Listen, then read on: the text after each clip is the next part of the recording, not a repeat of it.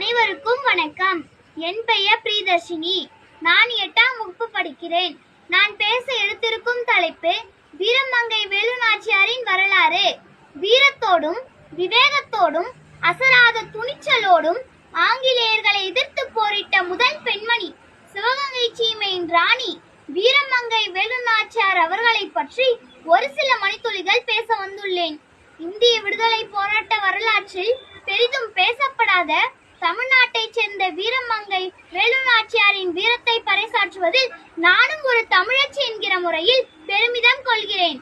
1830ஆம் ஆண்டு ராமநாதபுரம் மன்னர் முத்து விஜய ரகுநாத செல்லமுத்து சேதுபதிக்கும் முத்தாத்தாள் நாச்சியாருக்கும் மகளாக பிறந்தார். பெண் குழந்தை பிறந்ததால் ஆட்சி செய்ய ஆண் வாரிசில்லை என செல்லமுத்து கடுகளவும் கவலை கொள்ளவில்லை. பிறந்தது பெண் குழந்தையாயினும் ஆணுக்கு நிகராக அனைத்து கலைகளையும் கற்றுக் கொடுக்க எண்ணினார். தன் தந்தையின் வாக்கிற்கேற்ப கல்வி, விளையாட்டு உட்பட குதிரையேற்றம், அம்பு விடுதல், யானையேற்றம், வாள்வீச்சு, சிலம்பம், வளரி, ஈட்டியெறிதல் என பல்வேறு போர் கலைகளையும் ஆயுத பயிற்சியையும் கற்றறிந்தார் வேலுநாச்சியார். அது மட்டுமல்லாது பிற நாடுகளுக்கிடையே ஏற்படும் வணிக தொடர்பினை வலுப்படுத்துவதற்கு வசதியாக தாய்மொழியாம் தமிழோடு சேர்த்து கன்னடம், உருது, சமஸ்கிருதம், ஆங்கிலம், தெலுங்கு, மலையாளம் என பல மொழிகளையும் கற்றறிந்தார்.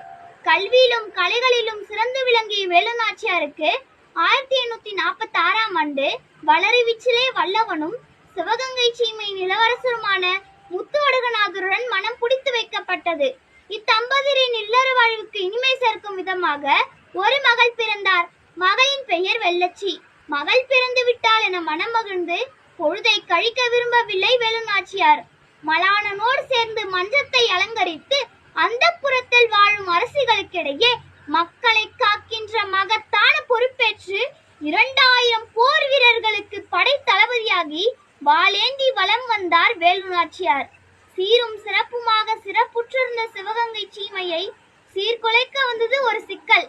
அத்தருணத்தில் நாட்டை அடிமைப்படுத்திய ஆங்கிலேய கிழக்கிந்திய கம்பெனி இந்திய அரசர்களிடம் வரி வசூல் செய்து வந்தது. சிவகங்கை மன்னர் முத்துவடுகநாதர் ரத்த ஆரிய ஓடினாலும் கப்பம் காட்ட மாட்டோம் என சிங்கம் போல கர்ஜித்தார். முத்துவடுகநாதரின் வீரத்தை பார்த்து வியந்து போன ஆங்கில அரசு ஆற்காடு நவாப்போடு இணைந்து நயவஞ்சகமாக திட்டம் தீட்டியது. காளையார் கோயில் என்னும் இறை வழிபாட்டிற்கு வந்த முத்துவடுகநாதரை ஆங்கிலேய படை சுற்றி வளைத்தது. நவீன போர் கருவிகளை கொண்ட ஆங்கிலேய படைகளுக்கு முன்பு வீரம் செறிந்த முத்துவடுகநாதரின் போர்த்திறம் தோற்று போனது.